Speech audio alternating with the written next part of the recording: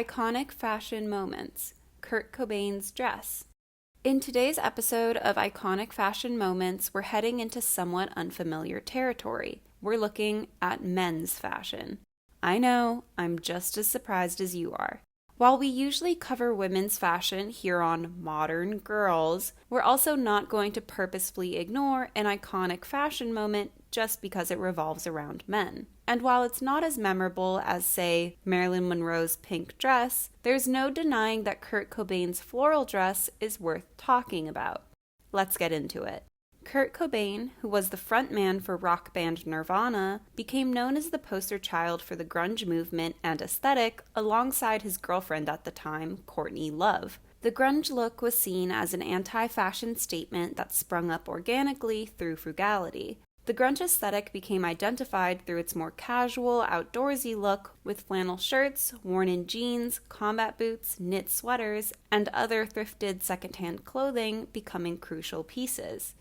So, the flannel shirt deal, is that a nod to the crispy Seattle weather, or are you just trying to stay warm in front of the refrigerator? I don't want to be a traitor to my generation and all, but I don't get how guys dress today. I mean, come on, it looks like they just fell out of bed and put on some baggy pants and take their greasy hair, and cover it up with a backwards cap, and we're expected to swoon? The grunge look was seen as evoking the general vibe of Generation X, who had become disillusioned with 1980s greed and excess.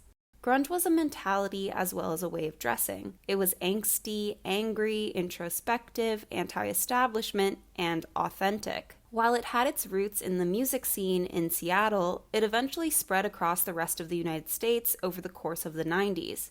Famously, the grunge style influenced Marc Jacobs' Spring-Summer 1993 collection for Perry Ellis, which as a gesture of goodwill was sent to Kurt Cobain and Courtney Love. But unfortunately, it had the opposite effect on the couple. In an interview with Women's Wear Daily in 2010, Love said, quote, "Do you know what we did with it? We burned it. We were punkers. We didn't like that kind of thing." End quote. To those in the grunge community, the transformation of their DIY alternative look becoming marketed and commodified as high fashion was equal parts surreal and offensive. Although the band was founded in 1987, Nirvana first received mainstream attention in the early 90s after the unexpected success of their song, Smells Like Teen Spirit. As a result of this success, Cobain became a full-fledged celebrity, something he reacted to with disdain as someone who was anti-media. However, he seemed unaffected by his newfound fame and continued to behave publicly in his non-conforming way. In interviews, he would say he was gay to piss off homophobes and to stand with the LGBTQ community. And in the booklet for Nirvana's 1992 compilation album, Insecticide, they wrote, quote, "If any of you in any way hate homosexuals, people of a different color, or women, please do this one favor for us. Leave us the fuck alone. Don't come to our shows and don't buy our records." End quote. Cobain, along with other members of Nirvana, regularly wore things that were considered feminine, from dresses to makeup to nail polish. And Cobain once said in an interview with Melody Maker magazine, quote, "There's nothing more comfortable than a cozy flower pattern." Cobain's style during the peak of his fame continues to be cited as fashion inspiration to this day, and in more recent years, even his more feminine looks have been referenced by other musicians. In April 2020, musician Post Malone performed a digital Nirvana tribute concert to raise funds for COVID relief efforts. Over the course of the performance, Malone sang a variety of Nirvana's songs while wearing a pink and green floral printed dress. The silhouette of the dress is similar to ones that Cobain wore in the past, but with modern styling. A fan of the band, Post Malone has Cobain's face tattooed on his finger and Nirvana's Stay Away tattooed above his eyebrow. Musician Kid Cudi most recently paid homage to Kurt Cobain during his April SNL performance.